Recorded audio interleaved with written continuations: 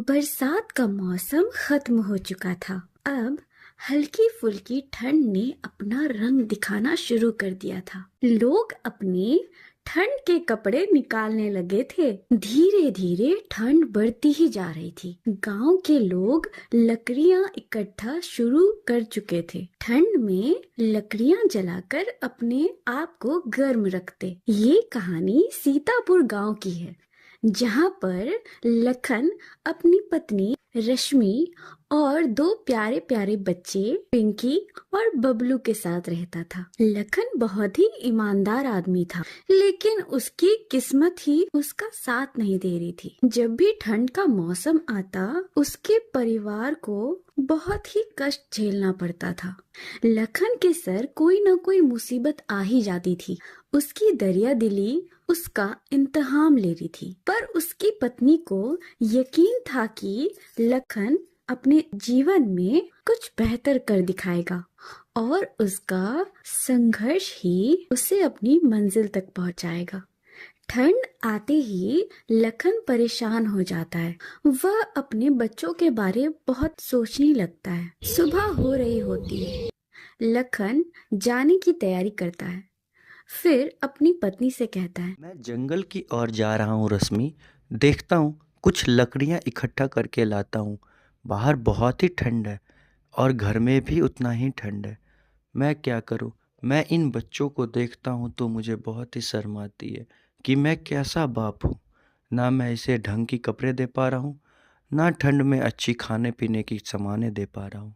मैं बहुत ही परेशान हूँ रश्मि। मेरी दरिया दिली ही मेरे पे भारी पड़ रही है हर दिन।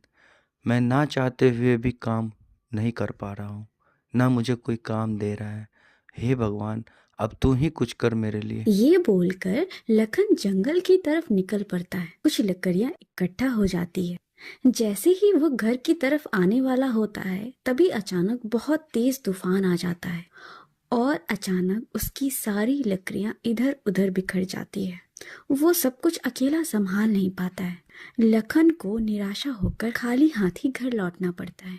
उधर रश्मि समझ जाती है कि इस बार भी लखन कुछ नहीं कर पाया। अगले दिन लखन फिर से हिम्मत जुटाता है और कुल्हाड़ी लेकर जंगल की तरफ जाता है। कुछ लकड़ियां इकट्ठी होने के बाद वो घर को लौट रहा होता है। फिर अचानक उसकी नजर एक बूढ़ी औरत पर पड़ती है, जो ठंड से बहुत ही कांप रही होती है। उसके शरीर में सिर्फ एक पतली सी साड़ी होती है।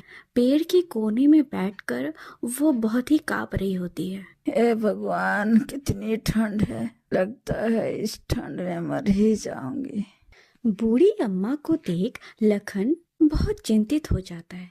वो उसके पास जाता है और अपनी लकड़ियां देता है और बूढ़ी अम्मा से कहता है, अरे ओ अम्मा, इतनी कड़कड़ाती ठंड में तुम यहाँ बैठी हो?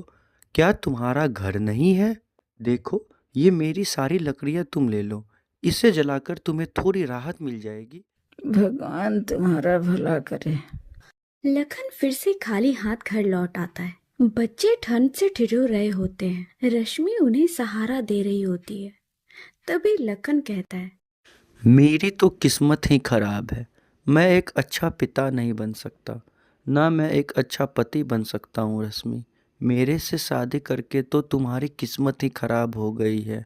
अब तुम ही बताओ, इस करकराती ठंड में हम लोगों का कैसे गुजारा होगा? अब भगवान को ही हमारे साथ न्याय करना पड़ेगा रश्मि। हे भगवान, मैं आपसे प्रार्थना करता हूँ, मेरे परिवार को इस ठंड से बचा लीजिए।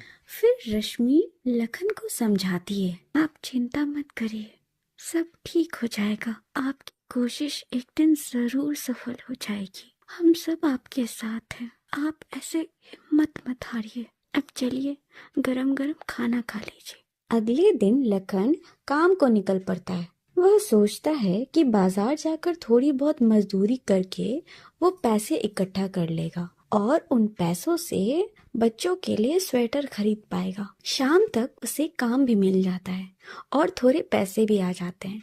वो सोचता है कि सुबह ही जाकर वो बच्चों के लिए कपड़े ले लेगा, लेकिन किस्मत को कुछ और ही मंजूर था। सुबह होते ही लखन के घर गांव का जमींदार दस्तक दे देता है, जिससे लखन ने कुछ पैसे उधार ले रखे हैं। अरे ओ लखन, भूल गया क्या? कब वापस देगा मेरे पैसे? अब तो दे दे। लखन जमींदार को समझाने लगता है। सेठ जी, मुझे कुछ दिनों का समय दे दीजिए।